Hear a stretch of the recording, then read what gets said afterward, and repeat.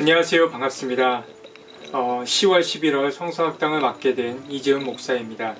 앞으로 8주 동안 여러분과 함께 이야기를 나눠볼 예정인데요. 혼자 준비한 영상이지만 무척 떨리고 또 카메라 앞에 선다는 건 늘 긴장되는 일인 것 같습니다. 부족한 점이 있더라도 널리 양해해 주시면 감사하겠습니다.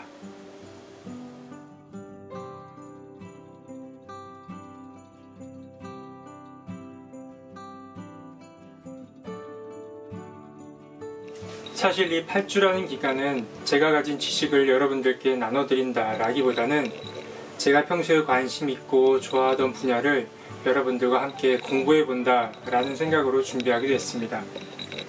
작년에 이어서 이번 성서학당에도 참고도서가 있습니다. 메인 도서라고 할 수 있는데요. 안셀렘 그린 신부가 쓴 여왕과 야성녀라는 책입니다. 제목이 참 거창한데요. 이 책은 성 베네딕토 신부이자 기독교 작가인 안셀렘 그린과 그의 여동생인 린다 아루슈가 공동 집필한 책입니다. 작년에 함께 나눈 책은 사랑한다면 투쟁하라 였는데 이 책은 성경에 등장한 남성 인물들의 삶에 비친 빛과 그림자에 관해 이야기하고 있었습니다. 그래서 이 책을 통해 성경에 등장하는 남성 인물들이 어떻게 자신의 정체성을 발견하고 또 성립해 가는지 그 길을 살펴봤었습니다. 이번 시간에는 성경에 등장하는 여성 인물들이 어떻게 자신의 정체성을 발견하고 또 성립해 가는지를 알아볼 예정입니다. 성경 인물들의 시기와 사랑, 의심과 믿음, 두려움과 용기 등을 살펴보며 여성의 내면에 담긴 빛과 그림자에 관해 알아보겠습니다. 사실 이 시간은 성경에 등장한 한 인물을 중심에 두고 사람에 대한 이해, 즉 인간 이해에 대해 접근해 볼 예정입니다. 그렇게 인문학과 관련된 이야기가 주된 흐름이 될 예정입니다. 성경을 함께 읽어가며 성경 전반에 대한 이해를 기대하셨던 분들에게는 조금 아쉬운 시간이 될 수 있습니다. 진행 방식은 이러합니다. 안셀렘 그린의 책을 함께 읽어가며 설명을 덧붙이는 걸로 대신하겠습니다. 주 교재가 되는 이 책은 제가 개인적으로 많은 부분 동의가 되며 또 무엇보다 저부터 공부한다라는 마음으로 준비하게 되었습니다. 이렇게 말하니 뭔가 되게 거창해 보이는데요. 사실 개인적으로 볼 때도 좀 어렵고 어설픈 시도일 수도 있겠다라는 마음이 들었습니다. 하지만 작년에 시작한 이야기를 마무리한다라는 마음으로 준비하게 되었으니 한번 그래도 즐겁게 또 힘있게 한번 이야기 나눠보도록 하겠습니다. 네, 첫 시간에 함께 살펴볼 인물은 하와입니다. 하와라는 이름은 교회 안과 밖을 떠나서 참 많이 듣고 또 거론되는 이름이기도 합니다. 하와와 이브라는 말은 같은 의미인데요. 히브리어로 기록된 하와라는 이름이 발음상의 문제로 이브가 된 것이니 그 의미는 동일합니다. 성경을 보면 하와는 아담의 갈빗뼈를 취해 만든 인물이자 아담의 아내이기도 합니다. 함께 성경 본문을 읽어보도록 하겠습니다.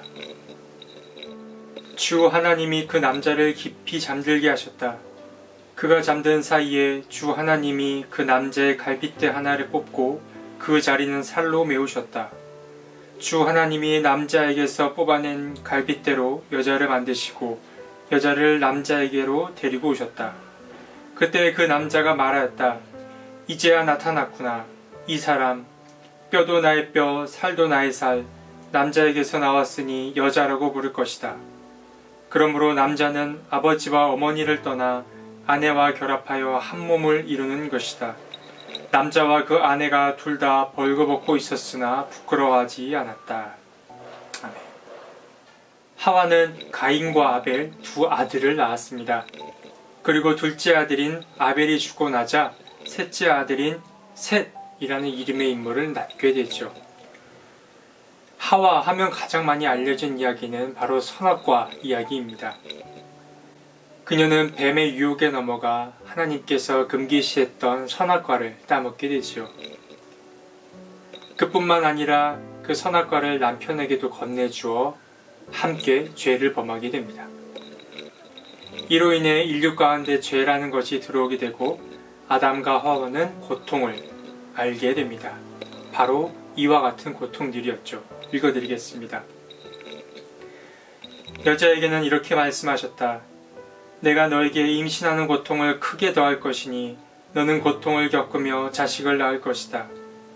내가 남편을 지배하려고 해도 남편이 너를 다스릴 것이다. 남자에게는 이렇게 말씀하셨다. 내가 아내의 말을 듣고서 내가 너에게 먹지 말라고 한 그 나무의 열매를 먹었으니 이제 땅이 너 때문에 저주를 받을 것이다. 너는 죽는 날까지 수고를 하여야만 땅에서 나는 것을 먹을 수 있을 것이다. 아멘. 여성에게는 출산과 남편의 다스림이라는 고통이, 그리고 남성에게는 죽는 날까지 수고하여야 한다라는 저주가 내려지게 됩니다. 물론 남편의 다스림을 받는다는 말과 죽는 날까지 수고를 해야 한다라는 말은 죄로 인한 결과물이기 때문에 이것이 옳다, 이것이 합당하다, 이것이 진정한 하나님의 뜻이다 라는 의미는 아닙니다.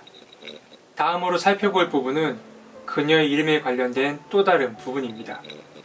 좀 흥미로운 부분인데요. 하와의 이름은 처음부터 하와가 아니었습니다. 무슨 말인가 싶으시죠? 그녀가 창조되었을 때는 특정한 이름이 없었습니다. 이름은 그냥 여자였습니다. 하지만 선악과를 먹고 난 이후 아담으로 인해 모든 산자의 어머니라는 뜻의 하와로 불리게 됩니다. 원래 여자라는 이름을 가진 이가 하와라는 이름을 갖게 되는데 이것이 선악과를 먹고 난 이후라는 것이 참 흥미롭습니다. 죄라는 것에도 생각해 볼 것이 참 많이 있지만 지금은 그녀의 이름이 바뀌었다라는 것에 더 집중해 보려고 합니다. 처음 하와는 단일한 성을 가진 그저 한 명의 사람이었습니다. 하지만 하와를 통해 죄라는 것이 세상에 들어왔고 모든 생명의 어머니인 하와를 통해 다음 세대들은 자연히 죄를 유산으로 받게 된 것입니다. 다시 말해 성경은 하와의 이름을 바꾸는 것을 통해 죄의 유전성을 보여주려고 했던 것이 아니었을까 생각해 보게 됩니다. 마치 부모의 기질이 자식들에게 유전되는 것과 유사하다고 생각해 보시면 되겠습니다. 그러니까 오늘 여러분께서 기억하시면 좋을 것은 죄의 개념보다는 하와의 이름이 변하였다라는 것을 기억해 두시면 되겠습니다. 자, 이제 책을 읽어나가며 이야기를 나눠보도록 하겠습니다. 그에 앞서 잠시 먼저 드릴 말씀이 있습니다. 저자에 관한 소개인데요. 여왕과 야성녀라는 책을 쓴 이 저자 안셀무 그린은 신학과 철학, 영성과 심리학 등을 공부했던 사람입니다. 특히 칼 융의 분석 심리학을 집중적으로 연구했기에 주로 인간의 무의식이라든지 남성성, 여성성 혹은 인간 내면에 드리워진 어떤 그림자 같은 것에 관심을 가진 인물이었습니다. 그뿐만 아니라 사람의 원형, 즉 남성의 원형, 여성의 원형 이런 것들을 공부했던 사람이기도 합니다. 원형이라고 하는 것은 남성이 가진 고유한 성질은 이러이러한 것이고 여성이 가진 고유한 성질은 이러이러한 것이다 라는 의미를 말합니다. 물론 우리가 잊지 말아야 될 중요한 사실은 한 사람 안에 이러한 남성적 원형, 여성적 원형이 늘 공존하고 있다는 사실입니다. 앞으로 8주 동안 성경의 인물들을 이와 같은 관점으로 한번 살펴보려고 합니다. 그럼 지금부터 몇 개의 텍스트를 선택해서 읽어본 뒤에 설명을 덧붙이는 방식으로 진행을 해보도록 하겠습니다. 성경은 하와를 살아있는 모든 것의 어머니라고 말한다. 하와의 여성상은 어머니와 밀접하게 연결된다. 생명은 어머니에게서 시작된다. 어머니는 생명을 낳고 보호한다. 생명을 품고 돌본다. 생명에 봉사한다. 하와의 뜻은 모든 살아있는 것의 어머니라고 말씀드렸었습니다. 여기서 우리가 주목해야 될 부분은 바로 이 어머니라는 부분인데요. 현재 이 영상을 시청하는 분들 가운데 이미 어머니가 되신 분도 계실 테고 아직 그렇지 않은 분도 계실 겁니다. 하지만 우리는 누군가의 어머니이거나 또는 누구나 한 어머니의 자녀이었기에 이 어머니라는 개념은 평생 우리를 쫓아다닌다고 볼 수 있습니다. 어머니라는 존재는 기본적으로 생명을 낳고 그 생명을 보호하는 역할을 감당합니다. 어머니는 아기를 평균 9개월 정도 본인의 뱃속에 품다가 출산을 하지요. 하지만 진짜 보고는 출산 이후에 더 집중이 됩니다. 그래서 어머니는 생명을 계속해서 돌보고 그 생명에 자신을 희생하기도 합니다. 그렇게 어머니 하면 떠오르는 단어들이 주로 잉태, 보호, 품음, 돌봄, 희생입니다. 이는 곧 모성이 가진 특성이라고 할 수 있습니다. 담임 목사님께서는 자식에게 모든 것을 내어주는 어머니야말로 바로 거룩한 원형이 아니었을까라고 말씀하기도 하셨습니다. 그 책의 대목을 읽어드리겠습니다. 태중에 들어온 생명을 지키고 키우기 위해 존재 전체를 바치고 산고를 겪으며 낳은 자식에게 모든 것을 내어주는 어머니야말로 거룩의 원형에 가장 가까운 존재가 아닐까. 안셀름 그린의 여동생인 린다 아루슈는 오빠의 이야기를 듣고 이렇게 이야기를 덧붙입니다. 어머니는 생명을 낳고 먹이고 돌보고 같이 느끼고 키우고 보호한다. 이는 모든 살아있는 것을 사랑하며 돌보고 보호하는 태도로 나타난다. 어머니 역할에서 모성을 발휘하며 거기에 몰두하며 살아가는 여자도 있다.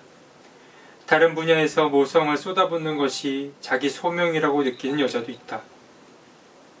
어떤 방식으로든 여자는 모성을 표현하고자 한다. 여성분들과 어머님들은 이런 이야기에 동의를 하는가 모르겠습니다. 그렇죠. 어머니라는 존재는 가족 안에서 이러한 역할들을 감당해냅니다. 생명을 낳고 먹이고 돌보고 보호하며 함께 느낄 줄 압니다. 하지만 또 여성은 가족을 떠나서 다른 여러 곳에서 자신의 모성을 드러내기도 합니다. 예를 들어 교회 봉사나 자신이 속한 모임 또는 직장에서 그러한 역할들을 감당하기도 합니다. 그래서 린다 아루슈는 다음과 같은 형태도 모성의 모습이라고 이야기를 합니다. 읽어드리겠습니다. 자신의 모성 에너지를 표현하려는 여자는 대개 다른 이들을 위해 요리하고 돌보고 책임지고 싶어한다. 성장을 북돋우고 대범하고 관대하게 다른 이들이 발전하도록 뒷받침하는 것이 모성적 에너지의 표현이다. 그러고 보면 모성 에너지는 타인들을 위해 무언가를 하는 방식으로 드러나는 것 같습니다. 이어서 이와 관련된 구체적인 예를 살펴볼까 하는데요. 사람들을 위해 요리하고 맛있게 먹는 모습을 볼 때 아주 뿌듯해하는 여자들이 있다. 어떤 여자는 사람들에게 정신적 도움을 주거나 영적으로 이끈다. 사람을 건강하게 하고 발전하도록 돕는 데서 성취감을 느끼는 여자들도 많다. 여자가 조직에 생기를 불어넣거나 살아있는 것을 보호하고 성장하도록 돕는 것은 모성에서 나오는 행동이다. 동물을 사랑하거나 식물을 기르는 것도 모성의 한 표현이다. 이 가운데 자신은 어디에 속하고 있는지 한번 살펴보는 것도 좋을 것 같습니다. 물론 사람은 때에 따라 변하고 같은 특성을 지녔다 하여도 정도의 차이가 있을 수 있다는 건 여러분도 잘 알고 계실 겁니다. 어쨌든 중요한 사실은 여성들은 어떠한 방식으로든 자신의 모성을 드러내고 표현한다라는 사실입니다.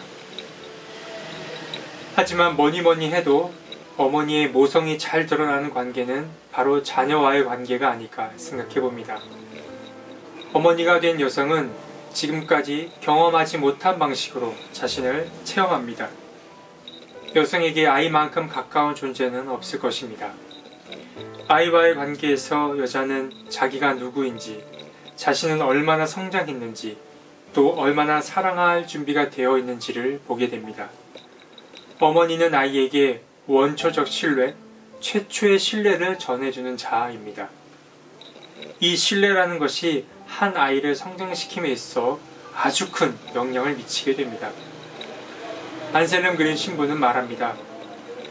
어머니는 아이에게 원초적 사랑, 인간이 태어날 때부터 어머니와의 관계에서 습득한 것으로 주위 세계에 대한 신뢰를 선사한다. 내가 존재하는 것이 좋다. 너는 기쁘게 받아들여졌다. 라는 것을 전해 주어야 한다. 모성은 생명과 세상에 대한 긍정을 의미한다. 세상은 우리가 태어나고 환영받으며 존재해도 좋은 곳이다. 예로부터 창조는 어머니와 깊이 연관되어 있다. 사랑에 관해 생각할 거리를 많이 던져주는 책이 있는데요. 그 책은 사회 심리학자인 에리 프롬이 쓴 사랑의 기술입니다. 이 책을 보면 성경을 인용해 다음과 같이 말하는 부분을 확인할 수 있습니다. 약속된 땅은 젖과 꿀이 넘쳐 흐른다 라고 묘사되고 있다. 젖은 사랑의 첫 번째 측면, 곧 보호와 긍정적 측면의 상징이다. 꿀은 삶의 달콤함, 삶에 대한 사랑, 살아있다는 행복감을 상징한다. 흥미롭게 이 에리 프롬이라는 사람은 어머니가 아이에게 줄 수 있는 것을 가나안 땅에 비유했습니다. 하나님께서 이스라엘 민족들을 구원하신 땅이 바로 이 가나안입니다. 그리고 이 가나안은 젖과 꿀이 흐르는 땅이라고 묘사되어 있습니다. 여기서 젖과 꿀을 안셀름 그린 신부는 원초적 사랑이라고 표현합니다. 먼저 젖이라고 하는 것은 아이에게 너는 사랑받아 마땅하다 라는 사실을 전해주는 개념입니다. 어머니는 아이를 보호할 뿐 아니라 아이에게 신뢰를 심어주는 역할을 감당합니다. 그러니까 젖이라고 하는 것은 아이 자신이 스스로에 대해 긍정하게 하는 어떤 밑바탕이라고 보시면 되겠습니다. 그리고 꿀이라고 하는 것은 이렇게 보면 될 것 같은데요. 세상은 살만한 곳이야. 실패와 좌절을 겪어도 나는 삶을 절대 포기하지 않겠어 라는 마음을 심어주는 것이 바로 이 꿀일 것입니다. 삶의 달콤함, 삶에 대한 애정, 살아있음에 대한 행복감 등을 주는 것이 바로 이 꿀인 것입니다. 이 꿀을 줄 수 있는 이도 바로 어머니인 것입니다. 이렇게 보면 한 생명을 낳고 한 생명을 키우는 이 어머니의 존재야말로 정말 위대한 존재라는 생각을 다시금 하게 됩니다. 하지만 한편으로 어머니가 겪는 어려움 또한 몹시 큽니다. 특히 아이를 떠나보내야 하는 일에서 그러합니다. 이 떠나보냄은 물리적인 것 또는 정서적인 것 모든 것을 포함합니다. 안셀름 그린 신부는 이렇게 말합니다. 아이가 자신의 길을 가고자 할 때 떠나보내는 것은 어머니에게 가장 힘든 과제다. 그렇게 보내면서 어머니는 아이가 돌아올 때 따뜻하게 맞아주고 그들을 이해해 줄 준비를 한다. 아무것도 기대하지 않고 주는 것, 감사를 요구하지 않는 것, 바로 깊은 영성과 일치하는 어머니의 태도다. 모성을 실현한 여자는 이미 영적인 여자다. 이 말은 사랑의 기술에도 동일하게 등장을 합니다. 어머니는 삶에 대한 신념을 갖고 지나친 걱정을 해서는 안 되며 어머니의 걱정이 어린아이에게 전해지게 해서는 안 된다. 어머니는 생의 일부를 어린아이가 독립해서 마침내 그녀에게서 떨어져 나가기를 바라는 소망에 바쳐야 한다. 어머니는 아이를 보호하는 존재이기도 하지만 때가 되면 아이를 떠나보내야 하는 존재이기도 합니다. 최초의 애정과 또 가장 많은 애정을 베풀었던 대상인 만큼 그만큼 힘든 과제가 바로 아이를 떠나보내는 것일 겁니다. 그렇지만 이 떠나보냄은 버리는 일과는 전혀 다른 개념입니다. 어머니는 아이가 떠났다가 돌아왔을 때 따뜻하게 맞아줄 준비도 해야 합니다. 아이에게 기대하지 않고 감사 또한 요구하지도 않는 것. 이 어려운 과업이 바로 어머니의 과업인 것입니다. 그래서 에리 프롬은 이 한마디를 덧붙이기도 합니다. 사랑하는 어머니인가 아닌가를 가려내는 시금석은 분리를 견뎌낼 수 있는가, 분리된 다음에도 계속 사랑할 수 있는가 하는 것이다. 물론 이러한 말도 하나의 개념이기에 완벽히 이 개념에 이르기는 어려울 것입니다. 저희는 계속해서 앞으로 나아가고 도달하기 위해 끊임없이 노력할 뿐입니다. 그러다가 저 경지에 오르게 된다면 참 감사한 일이 될 것입니다. 안셀렘 그린 신부는 어머니의 역할 가운데 책임에 관해 말하기도 합니다. 모성이 가진 이 책임이란 역할에 다시 집중하기도 하는데요. 책임이라는 말은 양면성이 있는 개념입니다. 일단 모성이 강한 여자는 책임감이 강합니다. 모성은 아이들의 일과를 챙겨주고 집안일의 많은 부분을 감당하기도 하고 또 전체적으로 모든 일이 잘 돌아가는지 살피는 성향을 말합니다. 그래서 이러한 모성은 어떤 책임자나 지도자 역할에서도 비슷하게 나타나기도 하는데요. 이러한 모성의 역할은 아주 긍정적인 부분이라 할 수 있습니다. 그런데 이 책임에도 양면성이 존재합니다. 이렇게 뭔가를 두루두루 살피는 성향의 이 모성이 지나치게 강하다 보면은 주위 사람들을 작아지게 만들 수도 있다라고 말합니다. 그래서 그런 여성들은 어떤 일에 관해 자신이 가장 잘 안다라는 그 자신감이 넘쳐서 모든 것을 스스로 떠맡으려는 경향이 있다고 합니다. 가족과 관련된 일에도 그러한데요. 그래서 안셀렘 그린 신부는 이렇게 말합니다. 짐을 내려놓고 책임을 분담할 줄 알아야 한다라고 말합니다. 여자는 자기가 진 짐을 내려놓고 책임을 분담하는 법을 배워야 한다. 자기에게도 뒷받침해줄 사람이 필요하며 남자가 자신과는 다른 방법으로 많은 것을 처리할 수 있음을 인정해야 한다. 책임이 강한 사람은 좀 느슨하게, 그리고 책임감이 덜한 사람은 좀 긴장감을 가질 필요가 있어야겠습니다. 결국 매 순간 자기 자신을 돌아봐야 한다는 것이 중요한 사실임을 깨닫게 됩니다. 책임에 이어서 안셀렘 그린 신부는 베푸는 것에 관해 이야기를 합니다.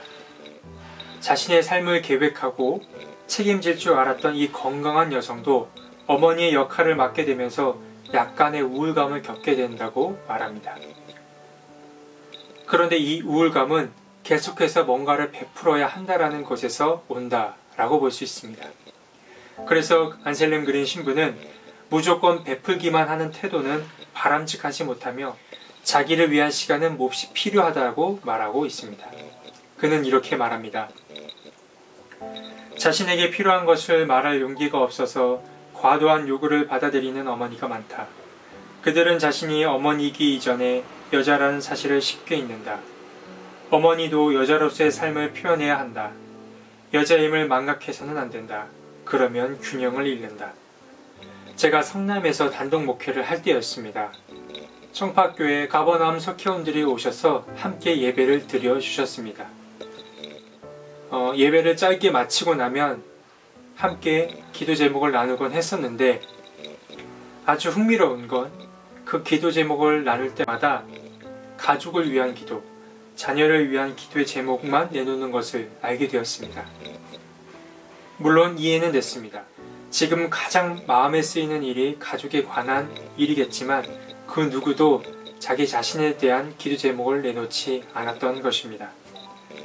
그래서 저는 의식적으로나마 남편이나 자녀를 위한 기도 제목 말고 자신을 위한 기도 제목을 말씀해 달라고 이야기를 했었는데 너무 이타적인 삶이 익숙해서였는지 그 시도 자체를 어려워하는 것을 알 수 있었습니다. 그래서 우리에게는 의식적인 노력이 필요합니다. 자신을 돌보고 챙기는 일은 결코 이기적인 태도가 아닙니다. 더 나은 관계와 지속적인 관계를 위해 반드시 가져야 할 시간입니다. 개인이었던 사람이 회사 생활을 하거나 결혼을 하거나 부모가 되면 자신을 잃어가는 경우가 참 많습니다. 무조건 100%야 한다라는 마음을 내려놓고 내가 채우지 못한 부분은 하나님이 채워주신다라는 마음으로 지내는 것도 필요합니다. 그래야 우울감에서 어느 정도 벗어날 수 있기 때문입니다. 오늘 우리는 성경에 등장한 첫 번째 인물 하와에 관해 살펴보았습니다. 그녀의 이름에 담긴 뜻이 무엇인지, 그리고 모든 생명의 어머니라는 그 뜻에 담긴 모성에 관해 더 살펴보았었습니다. 모성이란 어머니가 된 분에게만 발현되는 것이 아니라 여성이라면 누구나 갖게 되는 어떤 원형의 기질 같은 것이라고 볼 수 있었습니다. 물론 에리 프롬이 말했듯이 중요한 사실은 남성이든 여성이든 한 사람 안에 이 모성과 부성이 혼합되어 있다라는 사실입니다. 각 개인에게는 두 성격이 혼합되어 있으나 남성 또는 여성의 성과 관련된 것이 우위를 차지하고 있을 뿐임을 항상 명심해야 한다. 사실 이 어머니라는 존재는 하나님의 성격 중 그 일부를 드러낸다라고도 할 수 있습니다. 안셀렘 그린 신부는 말합니다. 어머니는 하나님의 본질적인 측면을 나타낸다.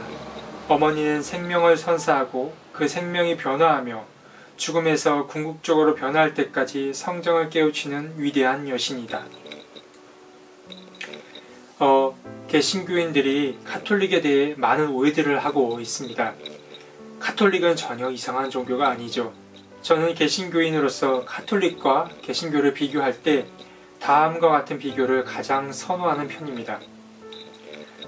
흔히 개신교와 카톨릭을 비교할 때 모성과 부성으로 두 종교를 나누기도 합니다. 카톨릭은 개신교에 부족한 하나님의 모성적 성향을 잘 드러내고 있고, 개신교는 카톨릭에 부족한 부성의 성향, 즉 하나님의 부성적 역할을 잘 드러낸다라고 할 수 있습니다. 따뜻함의 상징인 모성, 법과 질서를 상징하는 부성이 이 두 종교의 특성이라고 말할 수 있겠습니다. 여기까지 오시느라 수고 많으셨습니다. 마지막으로 여러분께 드리고 싶은 당부의 말씀은 이겁니다. 모성에 관해 머리와 이론으로 배운 데서 끝나지 말고 무엇보다 나 자신을 모성의 시선으로 바라보는 훈련을 하셨으면 좋겠습니다. 마지막으로 한 텍스트를 읽어드리고 이 성서학당을 마치도록 하겠습니다. 사람들은 누구나 모성애, 즉 돌봐주는 따뜻한 에너지를 갈망한다. 힘들 때 더욱 그렇다. 모성애로 대하는 사람, 나를 위해 존재하는 사람, 붙잡아주고 품어주는 사람, 위로해주고 도와주며 내 편을 들어주는 사람을 만날 때 힘을 얻고 삶을 새롭게 대할 수 있게 된다. 힘들 때 모성을 경험한 사람은 곧바로 나아지는 것을 느낀다. 모성의 마음으로 자신을 바라본다라는 건 하나님의 시선으로 자신을 바라보는 것과 같은 것일 것입니다. 그렇게 만들어진 따뜻한 시선은 곧 타인에게도 전해지게 되지 않을까 생각해 봅니다. 이 시간을 통해 자기 자신을 조금 더 새롭게 바라보는 계기가 되었으면 좋겠고, 무엇보다 하나님을 또 새롭게 만나게 되는 계기가 되었으면 좋겠습니다.